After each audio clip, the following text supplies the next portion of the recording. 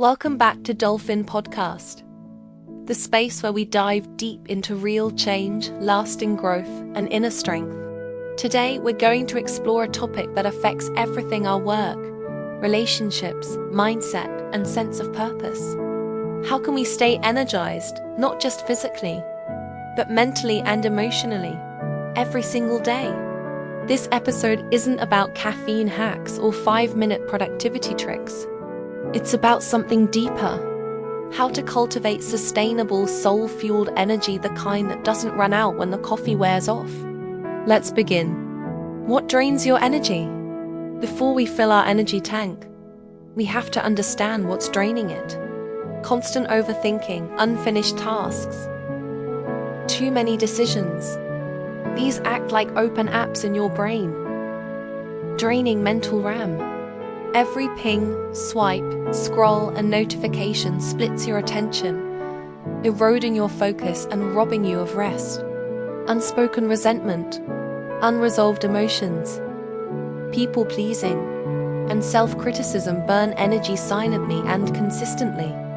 Poor sleep, skipped meals, lack of movement, each one chips away at your biological vitality. Energy is a system, not a spark. We often think energy is something we get from sleep, food, coffee, or motivation. But energy is actually a system composed of 5 layers. 1. Physical energy: food, movement, sleep. 2. Mental energy: focus, clarity, boundaries. 3. Emotional energy: joy, connection, regulation. 4. Spiritual energy: meaning, purpose, alignment.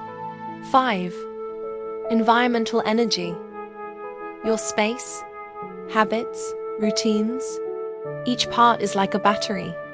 You can be physically rested but mentally exhausted, or spiritually aligned but physically burnt out. The key to sustainable vitality is maintaining balance across these energy pillars. How to rewire your daily energy. Let's go deeper into specific practices that rewire your energy flow. Morning anchors, first 60 minutes. Silence -5 to 10 minutes of stillness. Breathing or journaling grounds your nervous system. Movement, even a 10-minute walk, stretching, or yoga signals aliveness.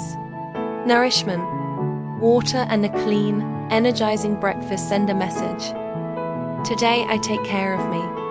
How you begin your day shapes the rhythm of your energy. Midday renewals. You don't need a vacation. You need micro-renewals. Walk without your phone. Listen to music with your eyes closed. Stand in sunlight. Practice gratitude in a voice memo. These are not luxuries. They are strategic recharges. Evening wind downs. Turn off screens 30 to 60 minutes before bed. Reflect on what gave you energy today. Forgive yourself. Forgive the day. Prepare the next day with intention, not anxiety. Mental mastery for energy. Your thoughts create your energy reality.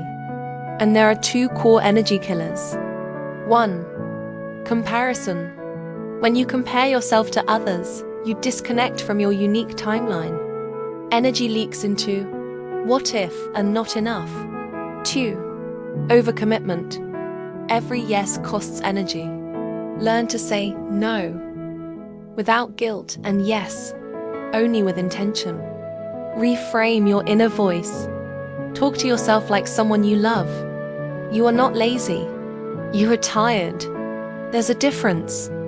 Energy comes from alignment, not achievement. Emotional energy. You cannot be full of energy if you're emotionally heavy. Practice emotional hygiene. Name your feelings daily. Language creates distance. Talk to a safe friend or therapist. Cry when needed. Laughter helps too. Curate energy-giving relationships. Spend time with those who uplift, not drain. Create energy boundaries. Who gets your time? Who gets your heart? You don't need more time. You need more aligned connection. Purpose powers energy. People with a sense of purpose age slower.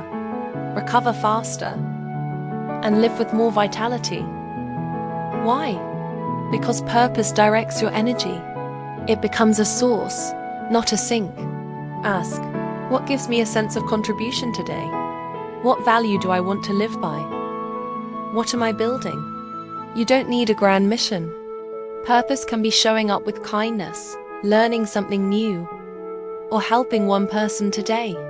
The daily energy ritual, your personal framework. Craft your daily energy ritual. One physical action, for example, movement, water. One mental action, for example, journaling, 10 iron planning.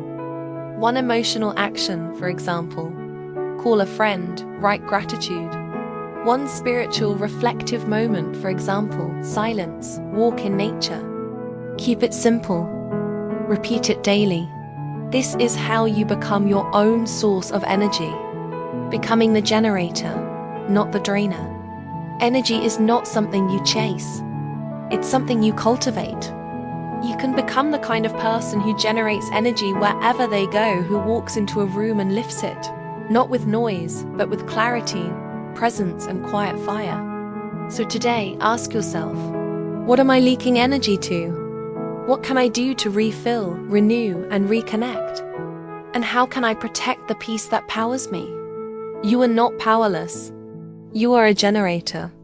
And your life becomes brighter when you learn how to light it from within. Thanks for spending this time with me. If today's episode resonated with you, please share it with someone who needs to hear this. And remember, energy isn't rare. It's sacred. It's built through intention, not effort. Until next time, protect your energy. It's your true currency.